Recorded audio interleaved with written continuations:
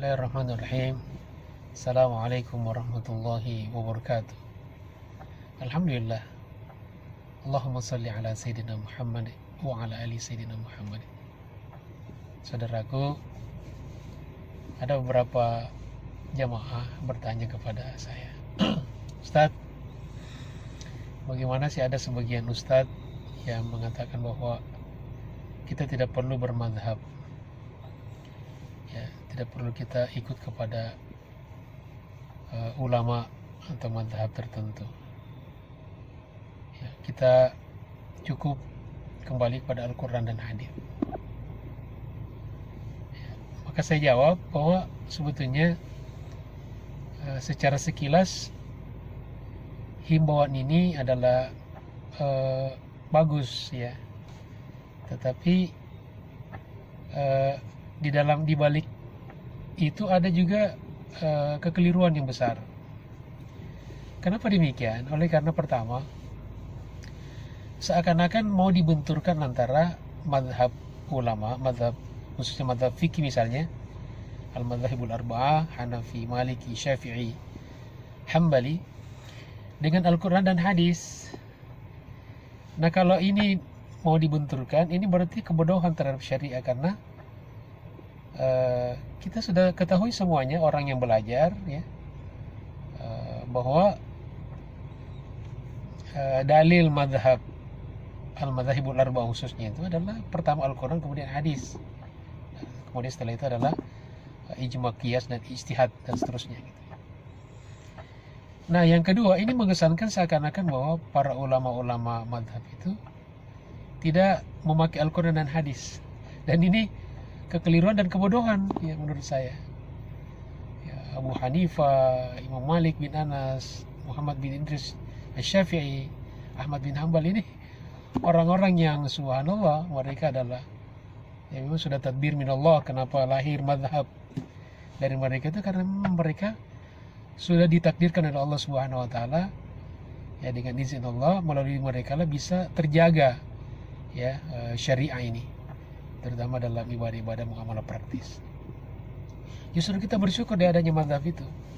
Nah, yang ketiga, kalau kita menolak mazhab, ya, kemudian kembali kepada Al-Quran dan hadis, pertanyaannya, bagaimana cara kita kembali pada Al-Quran dan hadis? Karena ustadz dan siapapun yang mengatakan kita kembali pada Al-Quran dan hadis, kan dia juga harus memahami ayat dan hadis-hadis itu, kan? Nah, mereka tahu ayat hadis itu dari mana? Dari gurunya juga. Kan dia belajar juga, kan? Nah, dia belajar, berarti dia ikut pada gurunya. Dia pasti baca tafsir, baca kitab-kitab syarah hadis. Kalau Sahih Bukhari misalnya, dia pasti baca misalnya Fathul Bari. Ya. Kalau tafsir, dia pasti baca Ibnu Katsir, baca At-Tabari, baca Ar-Razi, dan seterusnya gitu, kan? Dan banyak sekali kitab-kitab ulama dalam setiap bidang ilmu itu. Nah, dan tidak mungkin seorang ustadz, seorang kiai, seorang ulama sekarang ini bisa memahami ayat dan hadis tanpa melalui daripada pemahaman atau membaca kitab-kitab para ulama kita dahulu itu. Ya, jadi inilah, ya. Jadi kalau maaf saya istilahkan kesesatan pemikiran di balik ajakan kepada menolak madhab dan kembali pada Al-Quran dan hadis. Jadi kalau simbolnya sih, slogannya, ya, cakep, bagus gitu, kan. Tapi untuk orang-orang awam yang tidak paham ini bisa, maaf, tertipu gitu, kan. Ya, dengan kenapa tertipu? Karena penjelasan-penjelasan yang sudah saya sampaikan tadi itu. Oleh karena itu, mari kita ya, tahu diri lah, ya, kita ini, apalagi ustadz-ustadz kayak guru-guru seperti kita sekarang ini, ya, mari kita tahu diri, kita ini bukan siapa-siapa. Jangan sampai kita su'ul adab kepada para ulama pendahulu kita, ulama-ulama yang sudah menulis karya yang bermanfaat. Jangan sampai ada yang mencibir tentang Imam Al-Ghazali, Ibnu Katsir, ya, Ibnu Hajar Al-Asqalani, ya. Kalau manusia pasti ada kekurangannya, kan, tapi tidak bisalah dibanding-bandingkan antara kita dengan mereka. Kita tidak beradablah orang seperti kita menilai, ya keilmuan mereka gitu. Mesti kita malu lah, ya mesti kita malu ya kalau kita berpikiran waras. Nah, dan kalau kita belajar membaca, jangan kita baca pada hanya terbatas pada figur-figur tertentu. Dan kita bisa fokus, tapi jangan seakan-akan rujukan kita cuma itu aja. Ya, memang kita misalnya baca Ibnu Hajar Asqalani, kita juga perlu baca yang lain.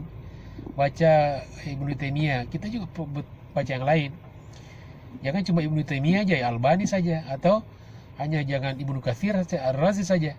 Kita juga harus baca yang lain, baca Yusuf Qaradawi juga, Syekh Ali Jum'ah yang sekarang. Kan baca juga tulisan-tulisan Fatwa bin Bas, baca Syekh Utsaimin. Semua kita baca gitu. Jadi sehingga luas wawasan kita. Sebab pembacaan yang sempit atau mempersempit referensi itu yang biasa membuat kita jadi fanatik buta. Seakan-akan itu saja ilmu, sementara yang lain kita nafikan. Mudah-mudahan bermanfaat saudaraku.